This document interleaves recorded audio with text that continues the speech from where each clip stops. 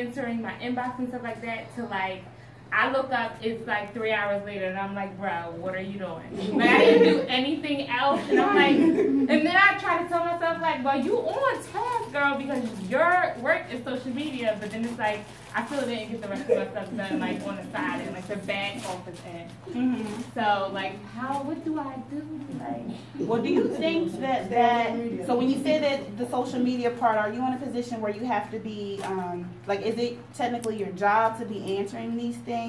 Yeah, like, within like, do they have to have a response within that certain time frame? Well, I try to give them a response ASAP. Okay. So, like, even if I'm, like, doing something and I get, like, a bing, then I, like, go into answer the question, and then I'm on somebody else's page, and then I take it to somebody else's page, and then I'm zooming in, and then I'm lost. Like, it's just...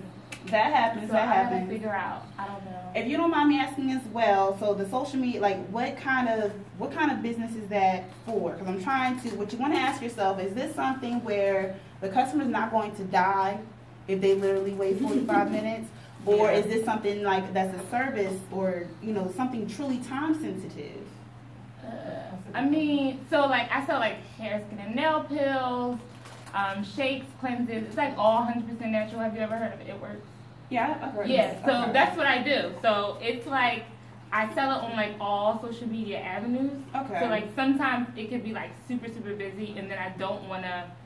Because I feel like the faster I get back, it's like the faster that it just like, I just close. You know what I'm saying? Yeah. Like, it's like, okay, then that goal was like checked off. Like, oh, if I sell today, boom. But then I still get on social media after. I know y'all. But you know what? That just proves that you have great customer service because you think to answer. See, that's how I be telling myself until it starts. But also at the same time, you be like, ooh, but let me look at this too, and that's not customer service. Oh my gosh, and I'll be watching those funny videos like after each other. Oh my god, don't let me find a new guy. Oh my gosh, it's done. It's done. Okay, so I definitely see your point. From the outside looking in, for that it could be, I don't know, for that it could be 50-50. Like you said, you close more when you respond right away, but at the same time, that's not because it's a product, unless I'm messaging you saying, you know, it's doing something to me, like I really need your help, they can probably wait like 30 minutes for a response. If anything, that makes me look like you so popping. You know what, you're right. That they're in line for your emails, you know what I mean? And then I can hit them with like, oh my gosh, I got so busy. Right. My business is so booming, you know, because I have this other product that's selling out too. And then they definitely gonna want to buy it because they think it's so in demand. Exactly. So for that, I would stick to the blocking because they're not going to die, and I guarantee if they message you, I'm not trying to buy anything like that. Like, so that sounds like it's for weight loss and for beauty. We'll wait for that. We will. Yes. We'll wait for that, especially if it's only like 30 minutes, 45 minutes, maybe an hour, depending on what that other task is that you really need to get done. They'll wait for that, and they're still going to buy it. They want that. And I would even respond with, oh, I'm so sorry, I'm so small. You know, put that in there.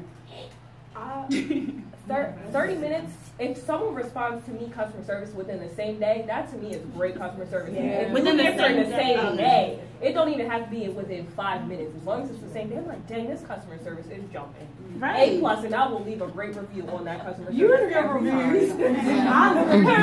They leave a review. You gonna give yourself reviews, huh? Absolutely, I give myself reviews. That's I'm like A+. This was great. This was terrible. So I always give myself reviews, and right now I have an F. But I'm about to get up to an A. Okay, but she's nice about yourself. But you just give yourself that you're allowed to do that. You know, because it doesn't sound like you've maybe allocated that job to anybody yet. You're a one-woman band. So allow yourself to do that. Customer service, like she said, just responding within that day is great. Now, if you were Uber, like I tried to get in contact with them yesterday. They were actually very good. They actually got back to me within about 4 or 5 minutes through the app. That's something where you want to be on, and that's probably something that you would allocate a position to for someone.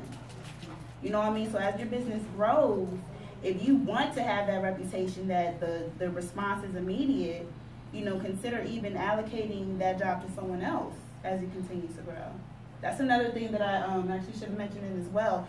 If there's a thing that you need to have done, and you either know someone who can do it better, you have that little bit of extra money to spend, or you even have just a dependable friend or family member, don't feel bad in asking for help for them to do it. Because if you know that they're going to get it done, that just makes you more productive.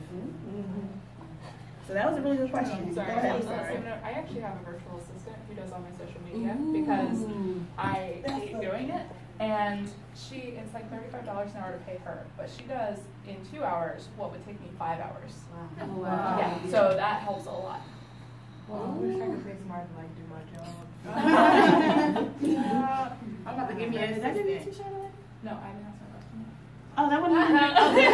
That's your question. Okay, so my biggest problem, it's not a problem. Okay. My biggest obstacle, I have a 6-month-old.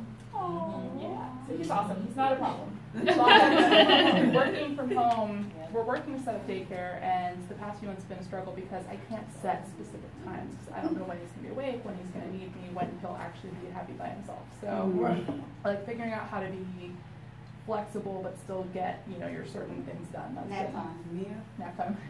No. Even that's not consistent though. I don't know when that's gonna. I need to learn this too. Great question. Yeah, so like the nap schedule keeps changing because I try, but like I feel like week to week that gradually changes too.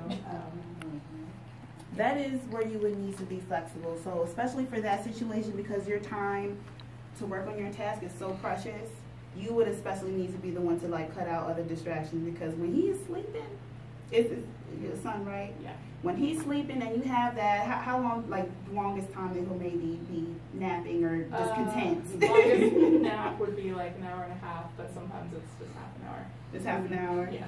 Okay, so yeah, you really want to try to cram it as much as possible in that away. time. Yeah, put your phone away, wait for later, to like time, wait till maybe someone else comes in to help to watch TV, but you're all gonna come across obstacles like that where something is demanding your attention, and it may be out of your control, or you can't tell him, okay, just give me 5 minutes, you know what I mean? So that's when you want to try to be creative with it. You really, really want to cut out your distractions when you do have that time.